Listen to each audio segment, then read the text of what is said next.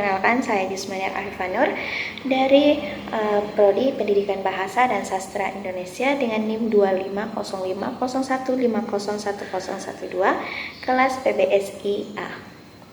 Pada kesempatan ini, saya akan menyajikan video edukatif tentang analisis unsur suprasegmental dalam bahasa Indonesia. Unsur suprasegmental yang akan kita bahas meliputi nada, tekanan, durasi, jeda, dan intonasi. Video ini merupakan tugas ujian akhir semester mata kuliah Fonologi Bahasa Indonesia. Sebelum membahas kelima unsur suprasegmental, mari kita memahami terlebih dahulu apa yang dimaksud dengan bunyi suprasegmental.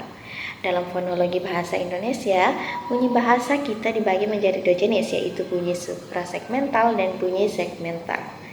Bunyi segmental itu adalah bunyi yang dapat dipisahkan atau dapat kita pisahkan dan identifikasi satu persatu, seperti vokal dan konsonan.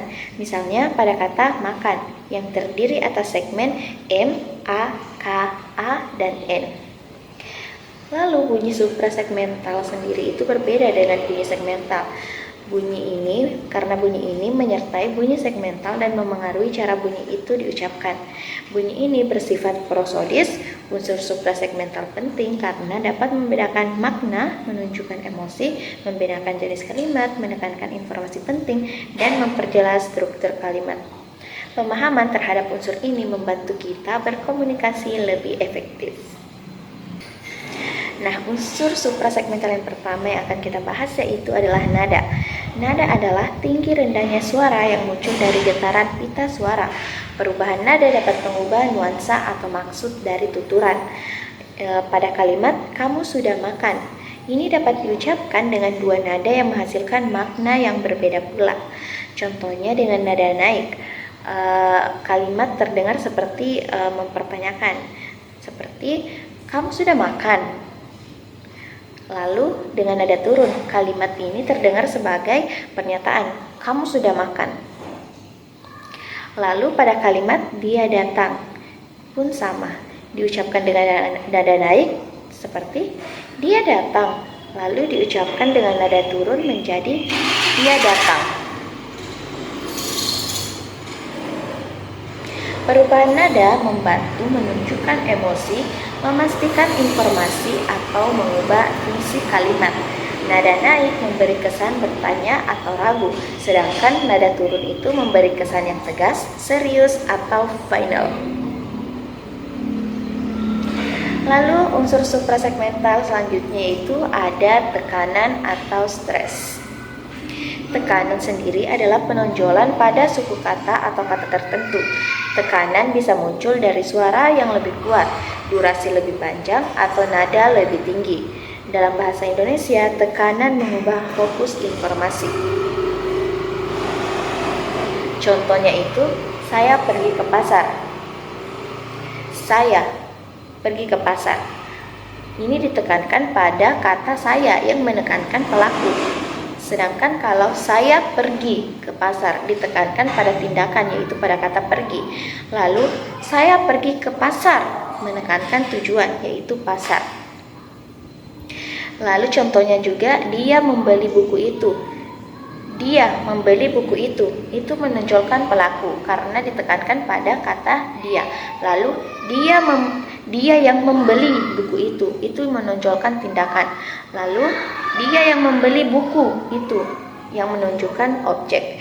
Jadi tekanan itu tidak mengubah struktur kalimat tetapi menggeser fokus makna. Siapa yang penting, tindakan yang mana yang penting, atau informasi mana yang ingin ditegaskan. Lalu selanjutnya yaitu ada durasi atau length. Durasi adalah panjang pendeknya pengucapan sebuah bunyi.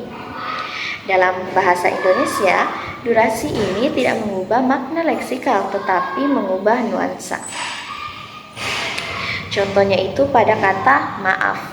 Pengucapan biasa seperti maaf dengan durasi panjang, maaf. Dengan durasi memberi kesan, durasi ini memberikan kesan lebih tulus atau lebih menyesal. Contoh selanjutnya itu pada kata tidak. Normalnya itu tidak. Kalau panjang, tidak, yang memberi kesan penolakan keras atau keterkejutan. Lalu contoh selanjutnya itu ada baik. Kalau normalnya itu baik, kalau panjang baik, yang memberi kesan ragu atau setengah setuju. Jadi durasi panjang ini sering dipakai untuk menunjukkan emosi seperti marah, ragu, sopan, atau menekankan ketulusan. Lalu selanjutnya ada jeda atau pause. Jadi jeda adalah pemberhentian singkat saat berbicara. Jeda membantu kita menandai struktur sintaksis dan mengarahkan makna. Contohnya pada kalimat, adik saya guru bahasa Indonesia. Adik saya, jeda, guru bahasa Indonesia.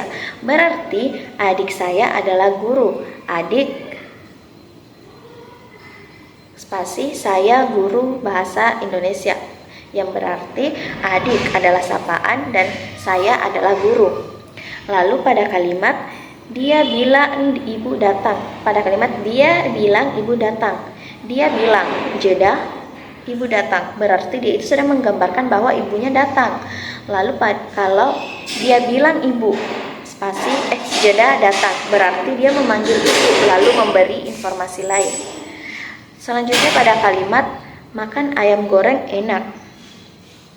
Makan ayam goreng, jeda enak. Berarti kegiatan makan ayam goreng itu menyenangkan. Selanjutnya makan, jeda ayam goreng enak. Berarti ayam gorengnya yang enak. Jadi jeda ini kuat untuk memisahkan informasi yang penting. Jeda lemah memisahkan frasa. Perbedaan jeda mengubah fokus dan makna dari satu kalimat. Lalu selanjutnya itu adalah intonasi. Jadi intonasi itu adalah pola naik atau turunnya nada dan keseluruhan kalimat. Intonasi menjadi penanda jenis dari suatu kalimat. Contohnya itu pada kalimat berita, dia sedang membaca buku. Pengucapannya itu turun di akhir.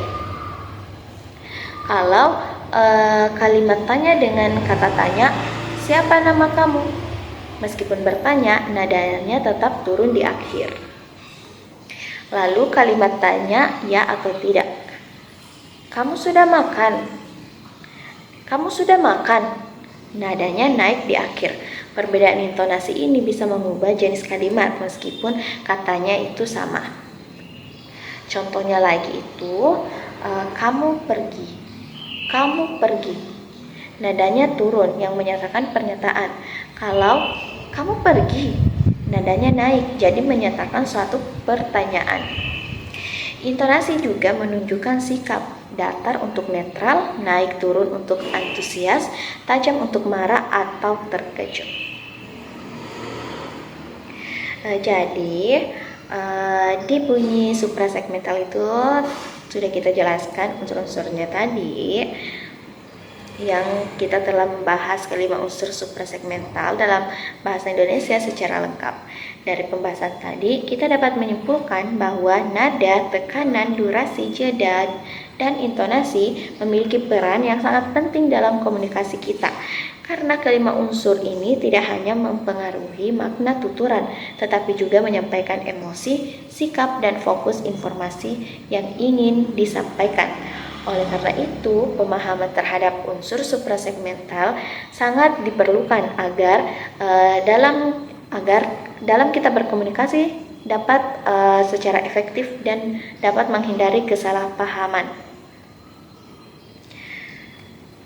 Baik, jadi demikian video edukatif tentang analisis unsur suprasegmental dalam bahasa Indonesia yang telah saya sampaikan.